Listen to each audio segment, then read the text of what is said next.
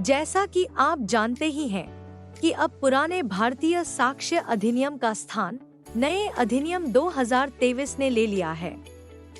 नए अधिनियम में 2 नई धाराएं जोड़ी गई हैं। 6 धाराओं को निरस्त कर दिया गया है तथा 24 प्रावधानों को संशोधित किया गया है। नए अधिनियम में मुख्य परिवर्तनों को देखा जाए तो इलेक्ट्रॉनिक रिकॉर्ड को दस्तावेजों में शामिल कर प्राथमिक साक्ष्य के रूप में स्वीकार किया गया है। साथ ही इलेक्ट्रॉनिक रूप से दिए गए बयान या कथन को भी साक्ष्य के रूप में इस अधिनियम में मान्यता प्राप्त हुई है। इसके फलस्वरूप अब डिजिटल रिकॉर्ड या अभिलेखों के रखरखाव, संधारण एवं भंडारण पर अधिक जोर दिया जाएगा।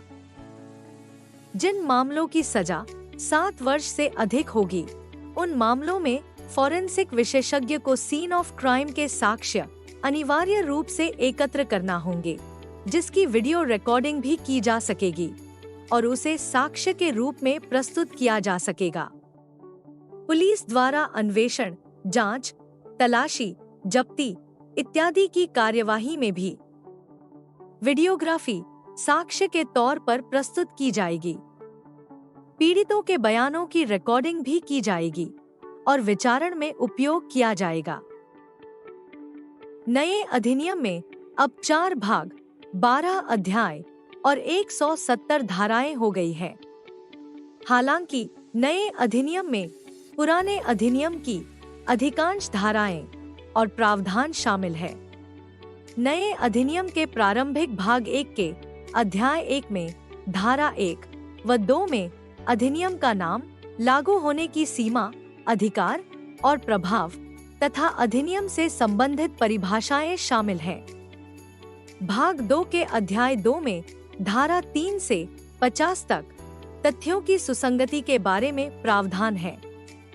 भाग 3 सबूत के विषय में अध्याय 3 के अंतर्गत धारा 51 से 53 तक उन तथ्यों के बारे में प्रावधान है जिनका साबित करना आवश्यक नहीं है।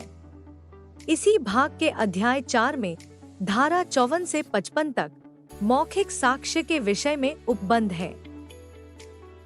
अध्याय 5 में धारा 56 से 93 तक दस्तावेजी साक्ष्य के विषय में विस्तृत प्रावधान किए गए हैं। अध्याय 6 में दस्तावेजी साक्ष्य द्वारा मौखिक साक्ष्य के अपवर्जन संबंधी प्रावधान धारा 94 से 103 तक दिए गए हैं। भाग 4 साक्ष्य का पेश किया जाना और प्रभाव के अंतर्गत अध्याय 7 सबूत के भार के विषय में धारा 104 से 120 तक उपबंध किए गए हैं। अध्याय 8 विबंध को धारा 121 से 123 तक समझाया गया है। अध्याय 9 में साक्षियों के विषय में धारा 124 से 139 तक प्रावधान है। अध्याय 10 में साक्षियों की परीक्षा के विषय में धारा 140 से 168 तक प्रावधान है तथा अध्याय 11 में साक्ष्य के अनुचित ग्रहण और अग्रहण के बारे में धारा 169 से 170 के बीच प्रावधान है। अध्याय 12 की धारा 170 इस अधिनियम के निरसन और व्यावृत्ति की धारा है।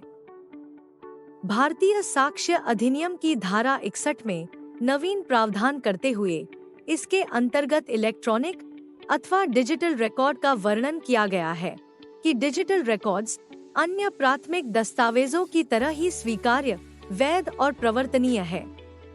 इस हेतु अधिनियम में धारा 2(1) घ के अंतर्गत दी गई दस्तावेजों की परिभाषा में परिवर्तन करते हुए दस्तावेजों के रूपों में परिवर्तन कर electronic, digital record, email, server logs, computer पर उपलब्ध दस्तावेज, स्मार्टफोन, लैपटॉप के मैसेज, वेबसाइट लोकेशन को साक्ष्य माना गया है। साथ ही साक्ष्य की परिभाषा 2(1) ड में भी आवश्यक परिवर्तन करते हुए इलेक्ट्रॉनिक माध्यम से जानकारी को भी साक्ष्य में शामिल करने के प्रावधान किए गए हैं, जिससे कि गवाहों, आरोपियों, विशेषज्ञों और पीड़ितों को इलेक्ट्रॉनिक माध्यम से अपने साक्ष्य दर्ज कराने की अनुमति एवं सुविधा प्राप्त हो गई है। याद रहे, पुलिस कर्मियों से अपेक्षा है कि यहाँ बताए गए कानूनी प्रावधानों के अतिरिक्त भी वे नए अधिनियम का विस्तृत अध्ययन करें, ताकि किसी भी प्रकार की त्रुटि होने की आशंका न रहे।